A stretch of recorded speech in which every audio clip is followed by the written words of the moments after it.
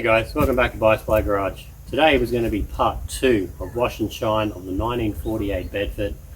Unfortunately, cab mounts completely are collapsed. There's nothing holding the cab on. Jammed up the steering column. I was moving it down and shooting down here. The backhoe was parked just here and my Ford was parked over here, narrowly missing both. So it could have been, just a horrible accident. So we're going to lift the cab off, repair on the cab mounts. So I'll get you in here, we'll have a look at this.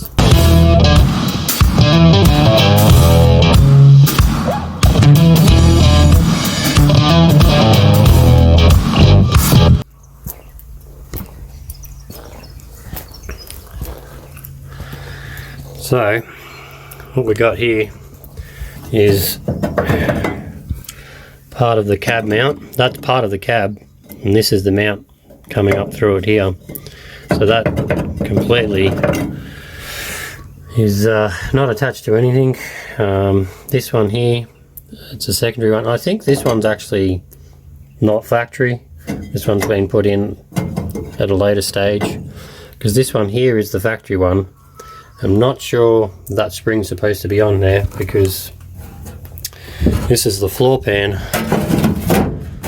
that bolts in here, and as you can see, it's been pushing up on the bottom of that floor pan, and it's broken all the way through. That'll need repairing. The back one, this plate here is the support plate for the cab, and this is the mounting bracket here. The mounting point is down in the center of that hole. There's supposed to be a big rubber that sits underneath it. As you can see, there's nothing left holding that in place. That's flopping around. And on the left hand side,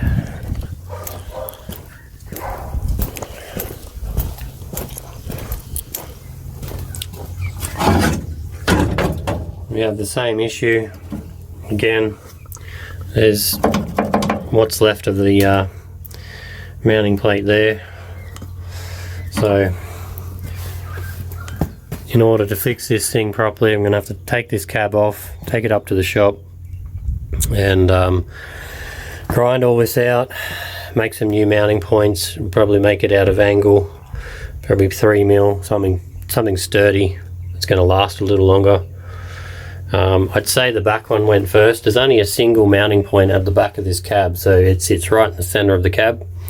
There's nothing else on either side that supports this cab other than this one here, which is an unusual design because that's only 3 points, 2 at the front, 1 at the rear, that supports the whole cab.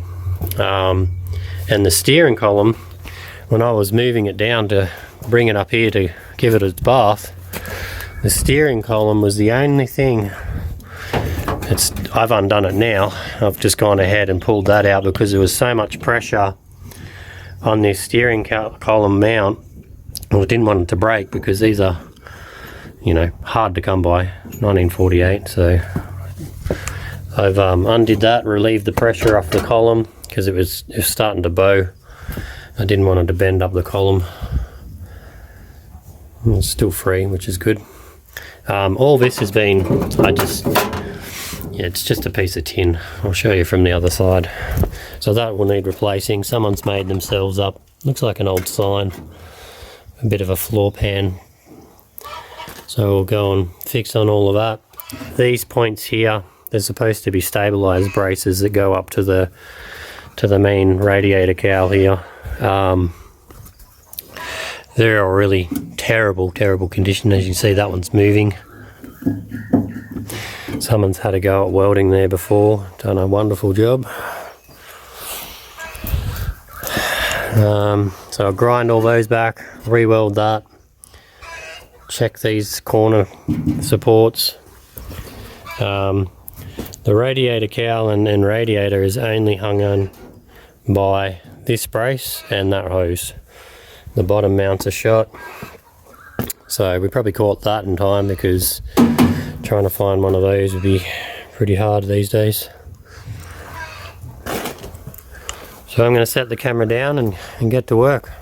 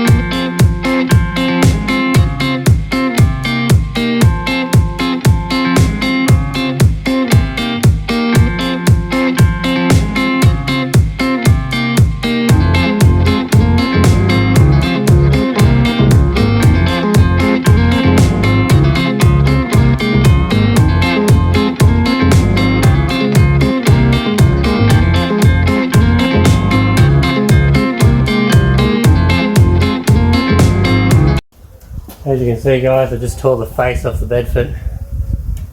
He's really sad now.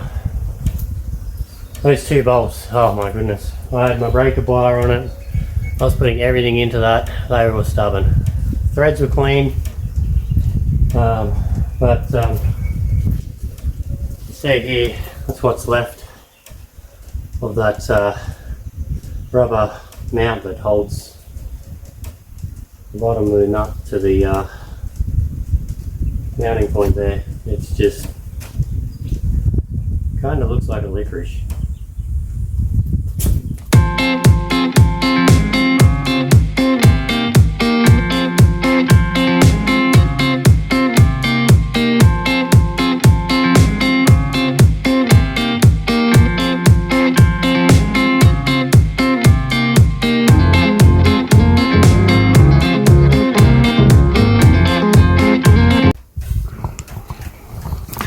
Get you in here and have a look.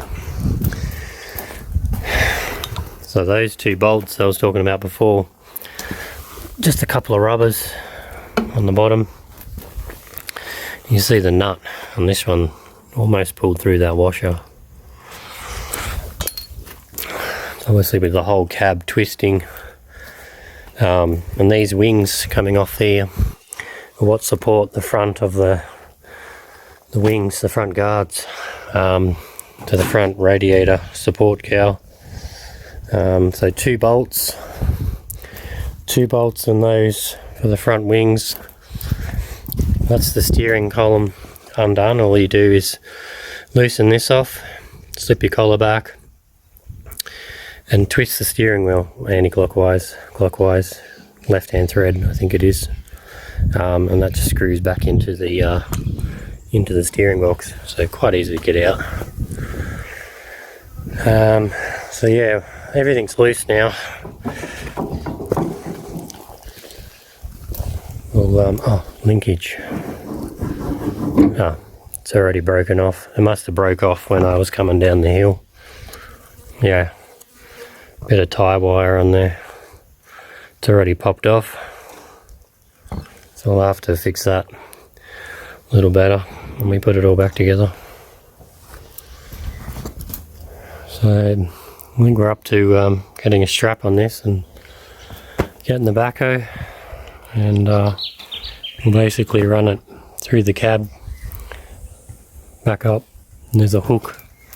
I think I might hook onto here on the back of the backhoe, and then hopefully we can just pluck her off, sit her down on the ground and grab the pressure washer, and we'll start blasting off 30 or 40 years of gunk and grime, grease, mice poo.